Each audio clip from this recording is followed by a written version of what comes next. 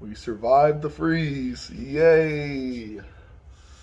I ended up getting a busted. I had my filter for my water bust. I had my water line bust. I had my hot water heater bust, and I had a valve bust. But we got everything fixed except for the water heater. We're looking at getting the water heater fixed here in a minute. Okay, so check this out. I'm 34. In 2005, I turned 18.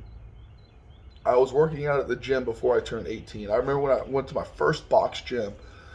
I was, I want to say, 16 years old. And when I walked in, I was in heaven, man.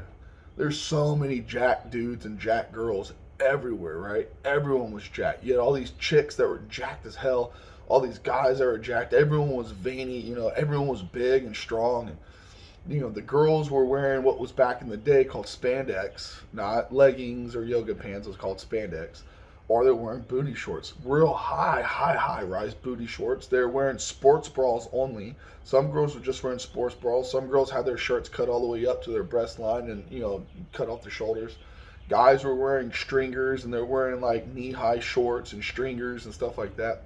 When I say stringers, I mean the shit that all this was cut out. It cuts, like it cuts like this, so you can literally see the whole entire upper body. And there's just little bitty pieces, and everybody was fine with that. Nobody cared. Nobody said nothing. No one even noticed. It was just normal, right? It was just totally normal. Whenever people would dress like that, it was like the one place you could dress like that. No one noticed it. And if like you can't dress like that on the job, you can't dress like that in public, and you can't dress like that anywhere besides, I guess, the pool or the beach. So it's the only place that you could go regularly to look at yourself. And if you're in the gym and you're working out and you're trying to like change your shape, change your body, and you're trying to get like a better image, the best way to stay at it is to keep at it, right? Man, this thing keeps fucking changing the brightness, doesn't it? Look at that. But anyways, so the best way to be able to do that and stay motivated is to be able to see your progress and to see everything changing and moving and everything, So you would get like a, man, dude, nice pump. Man, sick pump. Oh man, you look great. Man, you look amazing. Man, you look fantastic. Looking super veiny today, man. Oh, you're leaning out. Or, oh man, you're putting on some size. You're bulking up. Is typically what would be said. The girls would check themselves out and they'd be looking at their legs and their asses and their arms in the mirror and they'd be checking that. I'm not talking about the cardio bunnies that were just on the treadmills all day. I'm talking about like the girls that are in there clanging and banging the weights with the guys. Guys would scream and grunt and yell. Girls would scream and grunt and yell. People would notice each other. People would compliment each other. People would, give nods and compliments. And you could see damn near every square inch of someone's body, but no one was gawking, no one was staring, no one was drooling, no one was like hounding the girls or pursuing them or chasing after them or like harassing them. No one was making a stink about the guys, like having their whole upper bodies exposed and flexing in the mirrors and their veins shooting out everywhere. It was motivating, especially whenever you're a young 16-year-old kid and you're 6 foot tall and you're a noodle, you're a string noodle. You see all these guys and all these girls, and you're like, well, shit. They used to look like me, and I could look like them if I stayed at it.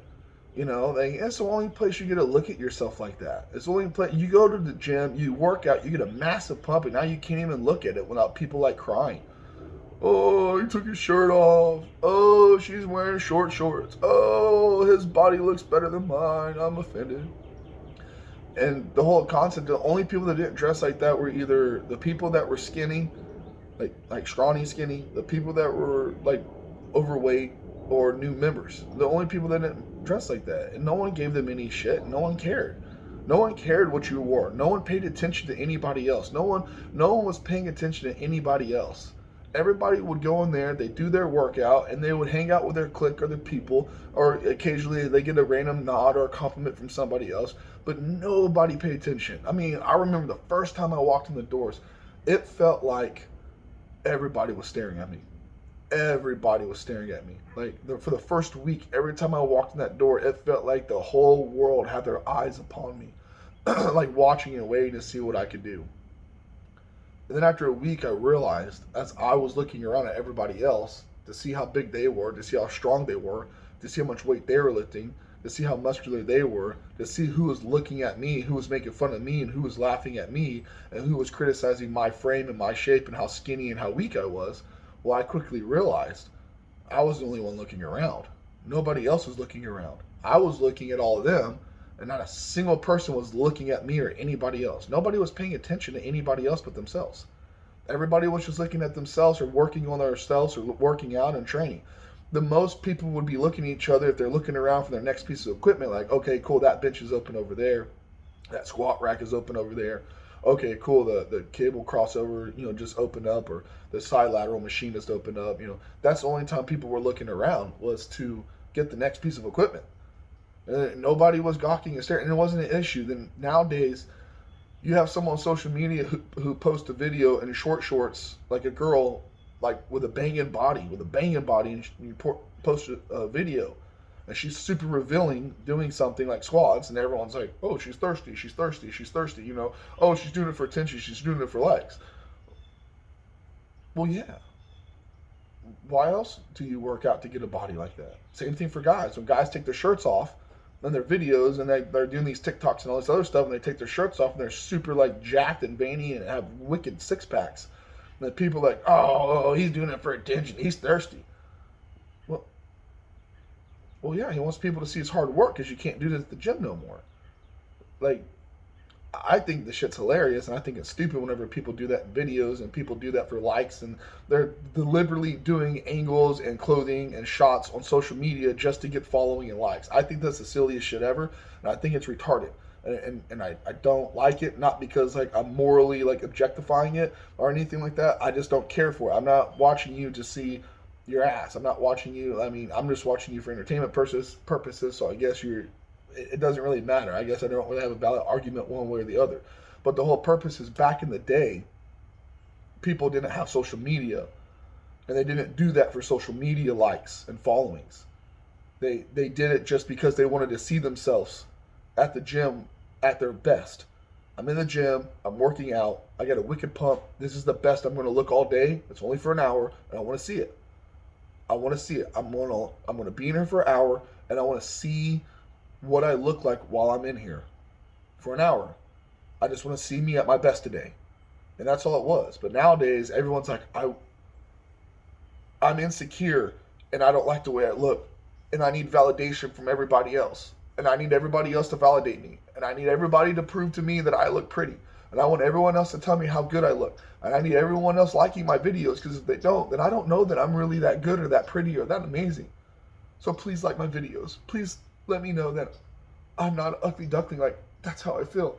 It's pathetic nowadays. And that's not what it was back then. It was just, damn, I got a good pump today. Or damn, dude got some fucking nice arms. Or damn, her diet's coming along, man. She's tightening up. She's looking hard. That was it. I miss those days. And that's why I made my own gym. That's why I built my own gym in my garage. Because come 2012, 2013, it all started changing. It wasn't like that no more. 2012, like everything started rolling over. Like dress codes started coming in. You couldn't grunt. You couldn't yell. You couldn't bring chalk. You couldn't lift heavy weights. And then come 2016, it wasn't the gym that I remember. And if you want to get one of these small powerlifting gyms or box gyms and stuff, you're paying $80, $90, $100 a month, and it's just not worth it to me. So I was like, I just got to make my own gym. So when people want to work out for free and come lift at a real gym, they can come here and lift in a real gym for free and use chalk and scream and grunt and blare music and wear as little as they want or as much as they want. It doesn't matter.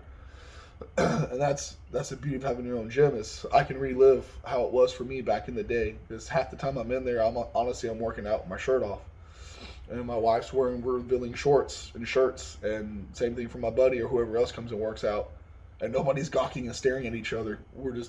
You pay your compliments whenever they're due, and that's it. I miss those days.